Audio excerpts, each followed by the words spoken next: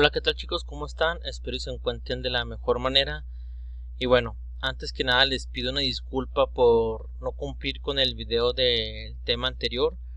Espero y con lo que hayan leído en la antología, haya sido suficiente, pero se me salió de las manos ese video, entonces no pude hacerlo. También otro aviso es de que si escuchan mucho ruido de fondo es porque no estoy en el lugar donde suelo grabar, así que disculpen, trataré de editarlo para que no sea tan molesto. Y bueno, vamos a empezar con el segundo tema de la clase de literatura 2, que en este caso serían elementos comunicativos en los textos de producción.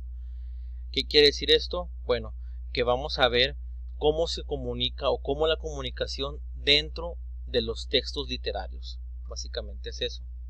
El primer elemento, y es uno que ustedes ya conocen porque lo han visto desde la clase de taller de lectura y redacción, es el emisor, que si lo recuerdan bien, es el elemento más importante en todo el esquema del proceso comunicativo.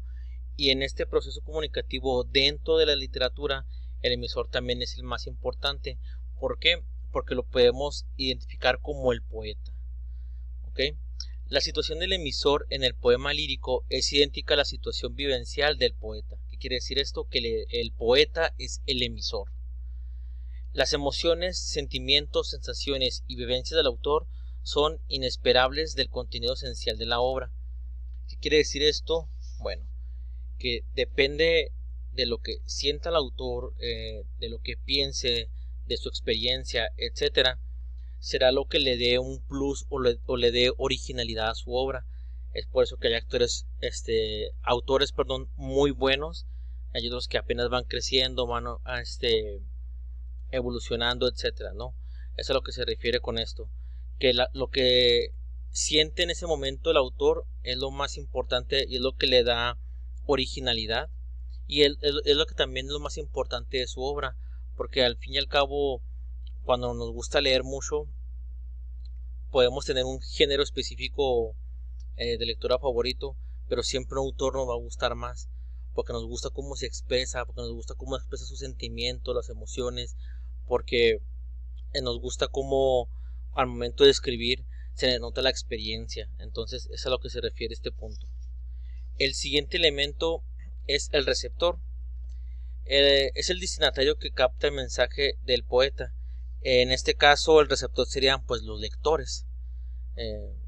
Creo que es muy fácil de entender la referencia, ¿no? El lector no solo recibe información, sino que se envuelve en el arte del poeta. Percibe lo que éste ve y siente y lo recrea. De esta forma cierra el circuito comunicativo. Si no lo recuerdan mal, en sus clases anteriores, en taller de lectura y redacción, ya sea 1 y 2 o literatura 1, tuvieron que ver la situación de cómo se completa un proceso comunicativo.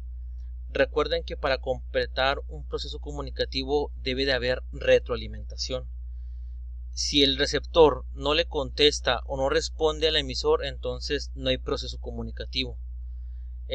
Un ejemplo de donde no hay un proceso comunicativo es cuando escuchas un noticiero, escuchas o ves las noticias, pero tú nomás escuchas, puedes comentar entre otros receptores, pero no directamente con el emisor. A eso se refiere. Como tú no le contestas, pues no hay una retroalimentación. Y en el caso de la literatura, no necesariamente tienes que contestarle al autor, decirle, oye, me gustó tu libro. No. Con que tú sientas las emociones que él trata de transmitir en su libro, ya con eso cumpliste el proceso comunicativo. ¿Por qué? Porque si le respondes a través de tus sentimientos lo que él trata de escribir. Así que sí hay retroalimentación, porque tú sí tienes una reacción a lo que él escribe y tú lo recreas, lo llevas a cabo, aprendes. Por ejemplo, un libro que a mí me gustó mucho, que es el que vamos a manejar en la clase, es el de Principito. Yo lo leí cuando era muy joven y pues no le entendí mucho. Después lo volví a leer cuando entré a la universidad y la verdad, no te voy a mentir, lo entendí más o menos. Ya después lo volví a leer cuando tenía como 2 años en la universidad y ahí fue cuando le entendí perfectamente. Entonces yo no le contesté al autor de que, oye, me gustó mucho tu obra y la leí 3 veces para entenderle.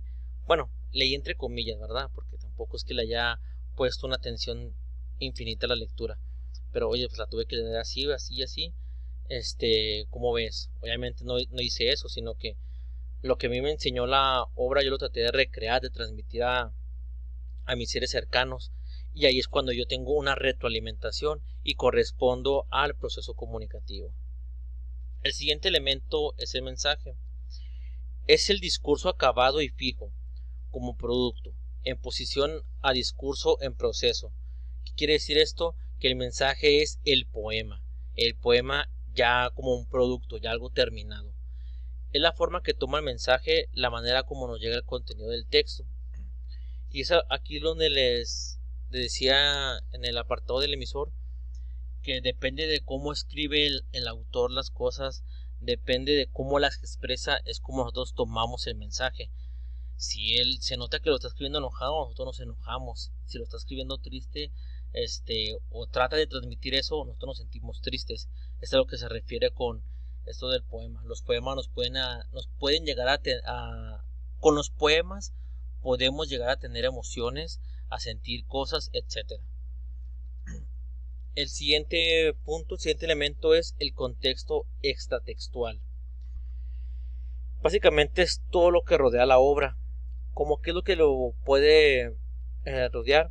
Bueno, antes estaba marcado que el contexto extratextual era solo cuando un autor escribía un libro y en ese libro hay referencias de su primer libro. Es como, pues sí, son como referencias, ¿no? Antes el contexto extratextual era solamente eso, pero ahora no. Ahora depende de todo el contexto que rodea al autor. Por ejemplo, un autor escribió un libro de guerra. Tú investigas el por qué lo escribió y te das cuenta que cuando él lo escribió estaba en una guerra. Ese es el contexto que rodeaba al autor. Entonces, ya no solamente son las referencias que tenía él en sus obras pasadas, sino que ahora también el contexto extratextual abarca cómo vivía el autor, qué costumbres tenía, pues sí, todo lo que rodeaba, todo el contexto que rodeaba al autor. Así que ténganlo bien en claro, contexto extratextual ya no se refiere solamente a referencias con otras obras, sino que ahora se refiere también a todo lo que rodeaba al autor cuando decidió escribir la obra. Y por último, el último elemento, por último, el contexto intratextual. Es durante el análisis el contexto verbal próximo a cada segmento. ¿Qué quiere decir esto? Que es cuando un autor escribe una historia y tiene referencias de un libro de otro autor. Ahorita no se me viene ningún ejemplo a la mente, pero vamos a decir un ejemplo, ¿no?